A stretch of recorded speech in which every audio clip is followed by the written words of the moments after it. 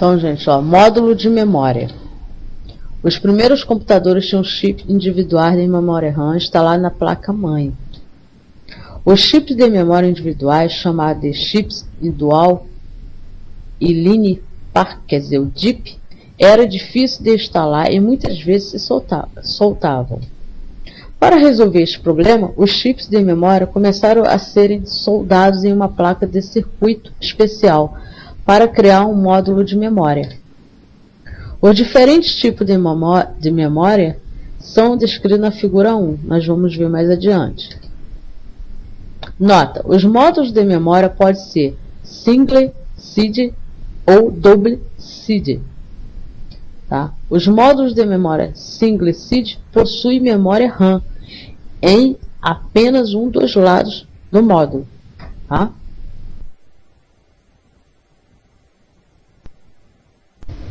Então aqui tá os módulos de memória: DIP, SIM, memória DIN, RIM e SOLDIR. Tá? Então até ali ainda agora o DIP tem duas fileiras de pino utilizadas para anexá-la à placa mãe. Tá? É um chip de memória individual. Tá? É isso. Módulos de memória double SID. Possui RAM em ambos os lados.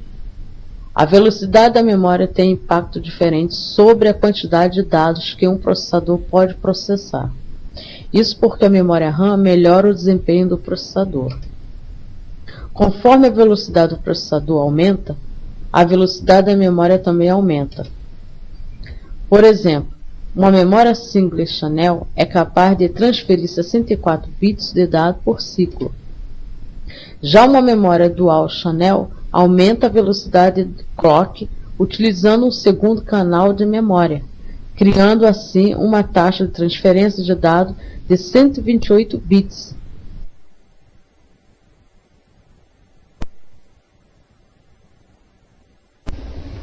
Então vamos lá. A tecnologia DDR duplica a largura de banda máxima de uma memória. Tá?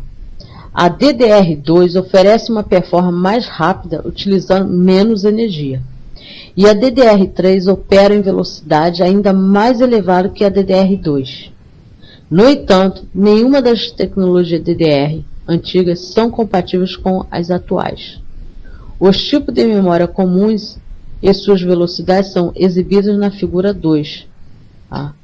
Então tá aí os tipos de memória e sua característica. É só dar uma pausa no vídeo e ver tipos de memória, nome da indústria, a taxa de transferência máxima e o barramento.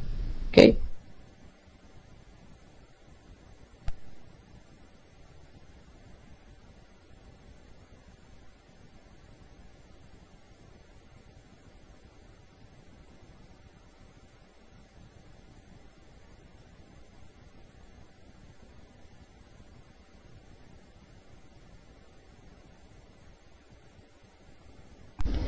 Então vamos lá. A RAM estática, SRAM, é usada como memória cache para armazenar dados e instruções recentes mais acessadas. A SRAM permite que o processador recupere de forma mais rápida os dados que estão armazenados em uma RAM mais lenta, como a RAM estática, DRAM, ou na memória principal. Então tem ali SRAM, DDR, DDR2, DDR3. Tipos de memórias, né, mais atuais aí.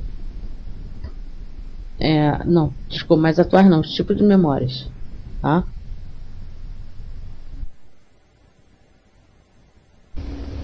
Os três tipos mais comuns de memória cache, estão escritos na figura 3, que nós vamos ver mais adiante.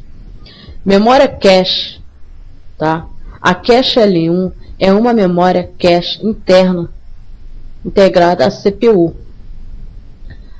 A cache L2 é uma memória cache externa e foi originalmente montada na placa-mãe próxima à CPU.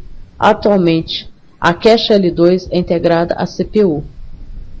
A cache L3 é usada em algumas CPUs de alto desempenho de estações de trabalho e de servidores. Então, está aqui na figura ao lado, né?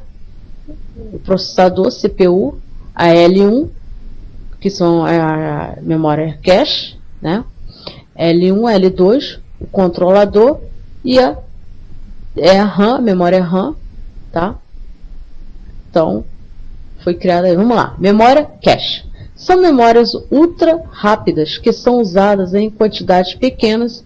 Existem 3 níveis, L1, L2 e L3. O L1 consiste em 64 KB de instruções mais 64 KB de dados. A L2 tem 256 KB e ambos funcionam no mesmo clock da CPU. Atom, né?